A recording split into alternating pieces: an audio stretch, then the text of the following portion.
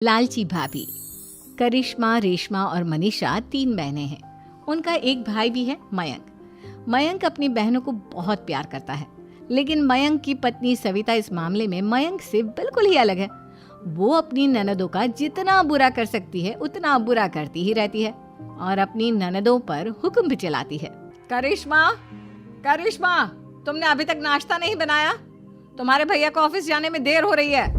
हाँ भाभी, बस अभी बनाती हूँ। करिश्मा, तुम ये ढीलापन छोड़ दो। कल को पराए घर जाना है। वहाँ अगर तुम इस तरह से काम करोगी तो लोग क्या कहेंगे कि माँ ने और भाभी ने कुछ सिखाया नहीं। और तुम्हारी दोनों बहनें कहाँ हैं? रेशमा मार्केट गई है और मनीषा सो रही है। क्या? सुबह के 8 बज रहे हैं और ये महारानी अभी भी सो रही है? ये कहते हुए सविता अपनी सास दुर्गा देवी के पास जाती है। माँ जी, देख रही हो अपनी बेटियों के तौर तरीके? क्या हुआ बहू, सुबह सुबह क्या कर दिया मेरी बेटियों ने? अरे एक तो अभी अभी उठकर किचन में गई है, दूसरी सुबह सुबह बाहर चली गई और तीसरी अभी तक सो रही है। क्या करूं मैं इन तीनों का? मैं तो परेशान हो गई हूँ। जा जाकर उठा उसे और रेशमा से मैं बात करती हूँ। सविता सीधा मनीषा के कमरे में जाती है और उससे कहती है, महारानी जल्दी उठो, सूरज सर पर आ गया है। भाभी थोड़ी देर और सोने दो ना, मैं रात को लेट सोई थी। वो क्या ना, यूनिट टेस्ट चल रहे हैं। शराफत से उठती है या नहीं, या फिर पानी की भरी बाल्टी डालूं तेरे ऊपर? नहीं भाभी, मुझे बिस्तर में नहीं नहाना, उठती हूँ मैं। मनीषा जल्दी से उठकर बाथरूम में चली जाती है। सभी आराम से बैठकर नाश्ता कर रहे होते कि तभी रेशमा बाजार से हाथ में सामान लिए आ जाती है। रेशमा को देखते ही सविता उस पर बरस पड़ती है। लो, आ गई महारानी। ऐसा भी क्या सामान लाना था जो सुबह आंख मलते ही बाजार की तरफ रवाना हो गई? भाभी, कल आप ही तो चीख रही थी कि घर का सारा सामान मुझे ही लाना पड़ता है, घर में किसी को भी किसी काम से कोई लेना देना नहीं है। अब मैं बाजार जाकर सामान ले आई तो आपको इस बात से भी तकलीफ हो रही है? देख रही हो माँ जी, अपनी बेटी की जुबान कैंची से भी तेज चलती है। और मयंक, आप तो कुछ कहेंगे नहीं अपनी लाडली बहन को? रेशमा, अपनी भाभी से ऐसे बात नहीं करते। चलो माफी मांगो। भैया, मैं क्यों माफी मांगू? आप भाभी से बोलिए ना कि हम पर कम हुक्म चलाया करे। हम इस घर की बेटियां हैं और आपकी पत्नी की ननद है, नौकरानी नहीं। लो कर लो बात। इनकी भलाई के लिए कुछ भी बोलो तो इन्हें बुरा लग जाता है। इस घर में यही इज्जत है मेरी। देख लो माँ जी, आपकी बेटी किस लहजे में मुझसे बात कर रही है। सविता वहाँ से चली जाती है। मयंक को बहुत गुस्सा आता है, वो भी वहाँ से चला जाता है। फिर करिश्मा रेशमा को समझाती है, रेशमा, तुम्हें भाभी से माफी मांग लेनी चाहिए थी ना। लेकिन दीदी, मैंने कुछ किया ही नहीं, तो मैं माफी क्यों मांगू? हाँ करिश्मा दीदी, रेशमा दीदी जैसे ही घर में आई भाभी ही उन पर चिल्ला रही थी। हाँ, मैं मानती हूँ कि गलती भाभी की थी। मैं तो इसलिए बोल रही हूँ कि भाभी ने माँ को तो पूरी तरह अपने वश में कर लिया है। वो हमारी बात सुनती ही नहीं। मयंक भैया हमारे लिए हमेशा खड़े रहते हैं, इसलिए उनकी बात का मान तो तुम्हें रखना चाहिए था ना। कोई फायदा नहीं दीदी, कुछ दिनों की बात और है, भाभी उन्हें भी हमारे खिलाफ भड़का देंगी। फिर वो भी माँ की तरह हमारी किसी बात का विश्वास नहीं करेंगे। इसी तरह सविता अपनी तीनों ननदों को किसी न किसी बात पर परेशान करती रहती थी। एक दिन मयंक अपनी तीनों बहनों के लिए गिफ्ट लाया। करिश्मा, ये तुम्हारे लिए हार का सेट। रेशमा, तुम्हारे लिए सुंदर सी ड्रेस। और मनीषा, तुम्हें किताबें पसंद है ना, तुम्हारे लिए किताबें लाया हूँ। थैंक यू भैया। थैंक यू भैया। थैंक यू भैया। करिश्मा, तुम्हारा नेकलेस कितना सुंदर है। ये भैया कहाँ से ले आए होंगे? मैंने भैया को 3 दिन पहले फोन पर ये डिजाइन दिखाया था और आज भैया ये ले आए। सविता तो अपनी ननदों के गिफ्ट्स देखकर जल गई और करिश्मा का नेकलेस तो उसे भी बहुत पसंद आया था। अपनी बहनों के लिए कितना अच्छा नेकलेस लेकर आए हैं, मुझे कभी कोई गिफ्ट नहीं दिया।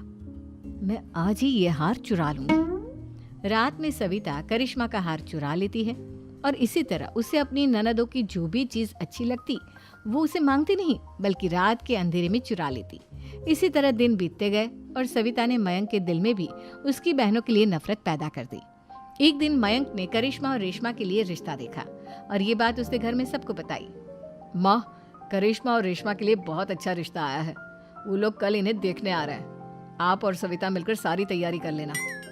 ये सुनकर करिश्मा और रेशमा खुश हो जाती हैं, लेकिन सविता सोचती है, अगर इन दोनों बहनों की शादी हो गई तो घर और बाहर का काम कौन करेगा?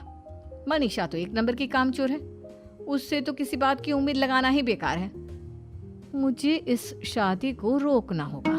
अगले दिन सभी लड़के वालों के स्वागत की तैयारी करने में लगे होते हैं। तभी मयंक अपनी बहनों से आकर कहता है, तैयार हो गई तुम दोनों?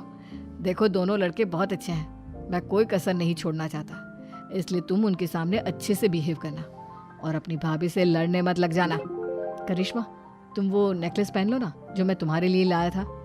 भैया मैं बहुत देर से वो नेकलेस ढूंढ रही हूँ, लेकिन मुझे मिल ही नहीं रहा। क्या तुमने नेकलेस खो दिया? तुम्हें पता भी है वो कितना महंगा था? तुम कोई काम ढंग से नहीं कर सकती।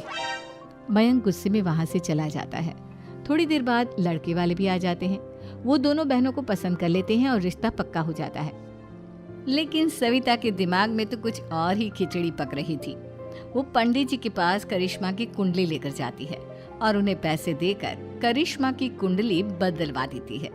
जब लड़के वालों के पास करिश्मा की कुंडली जाती है तो वो दुर्गा को फोन करते हैं। बहन जी, हमने करिश्मा की कुंडली अपने पंडित जी को दिखाई थी। आपकी बेटी की कुंडली नहीं बल्कि दोषों का पिटारा है।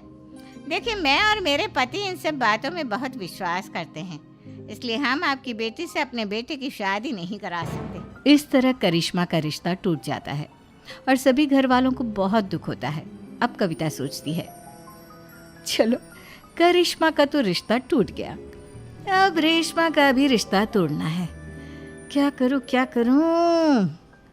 अब सविता आवाज बदलकर किसी अननोन नंबर से रेशमा के होने वाले ससुराल में फोन करती है। हेलो, मैं कौन हूँ कौन नहीं ये आपके लिए जानना जरूरी नहीं, बस इतना सुन लो कि रेशमा का 2 साल से किसी के साथ अफेयर चल रहा है। बस रेशमा का रिश्ता तोड़वाने के लिए सविता का इतना कहना काफी था। अब रेशमा का भी रिश्ता टूट गया। मयंक और दुर्गा देवी ने रेशमा को खूब खरी खोटी सुनाई और उससे बार बार उस लड़के के बारे में पूछने लगी। आप दोनों मुझे क्यों परेशान कर रहे हो? अरे कोई लड़का होगा मेरी लाइफ में तो मैं बताऊंगी ना, जब कोई है ही नहीं तो कहाँ से लाऊं मैं कोई लड़का? तो तेरे होने वाले ससुराल वालों को फोन किसने किया था? माँ, मैं नहीं जानती किसने फोन किया था, मैं सच कह रही हूँ। मैं तो पहले ही कह रही थी इसकी लगाम खींच कर रखो, लेकिन मेरी सुनता ही कौन है। आप चुप रहिए भाभी, ये सब आपका ही किया धरा है। अब तीनों बहनों को विश्वास हो जाता है कि ये सब उनकी भाभी ही कर रही है। तीनों बहनें अपनी भाभी को सबक सिखाने के लिए एक वकील कर लेती है और घर में हिस्सा मांगना। देखो भैया, माँ बाप की जायदाद में जितना बेटों का हक होता है उतना ही बेटियों का, इसलिए इस घर के 4 हिस्से होंगे और हमें अपना हिस्सा चाहिए। मैंने तुम्हारे लिए क्या क्या नहीं किया और तुम इस घर में हिस्सा मांग रही हो?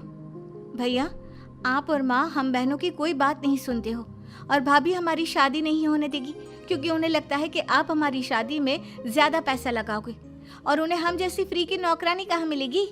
तो हम भाभी के साथ तो रह नहीं सकते, हम बहनों को अपना हिस्सा चाहिए। अरे तुम्हें शर्म आनी चाहिए अपने भाभी पर ऐसा इल्जाम लगाते हुए। वो तुम्हारे बारे में कितना सोचती है। हाँ माँ, भाभी हमारे बारे में बहुत सोचती है, दिन रात बस यही सोचती रहती है कि किस तरह से अपनी तीनों ननदों को परेशान करूं और कभी मुझे पढ़ने भी नहीं देती। दोनों बहनों का रिश्ता भी तो इन्होंने ही तोड़वाया है और रात में हमारे कमरे में आकर हमारी चीजें भी चुराती हैं। इसी तरह सविता की तीनों ननदें अपनी बात पर अड़ी रही। अब कोर्ट में तारीख भी शुरू हो गई। जब सविता को लगा कि उसकी तीनों ननद इतनी आसानी से नहीं मानने वाली, तो उसने अपने पति और सास को सारी सच्चाई बता दी और अपनी तीनों ननद से माफी मांगी। मयंक और दुर्गा को भी अपनी गलती का एहसास हो गया। अब सविता खुद करिश्मा और रेशमा के लिए अच्छा रिश्ता ढूंढती है और उनकी शादी करवाती है।